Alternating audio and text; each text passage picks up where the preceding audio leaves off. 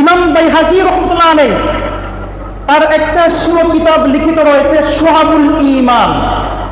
এই কিতাবের মধ্যে তিনি উল্লেখ করেন হাদিস নম্বর 10348।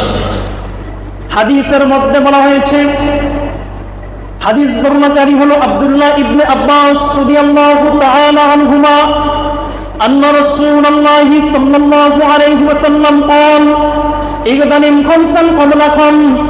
নবী করিম সাল্লাল্লাহু আলাইহি ওয়াসাল্লাম বলেছেন, পাঁচ জিনিসের পূর্বে তোমরা গনিমত মনে করো, সুবর্ণ সুযোগ তোমরা মনে করো। এক নম্বর শাবাবাকা ক্বাবলা হারমিক, নিজের যৌবনকালকে বার্ধক্যকালের পূর্বে গনিমত মনে করতে হবে।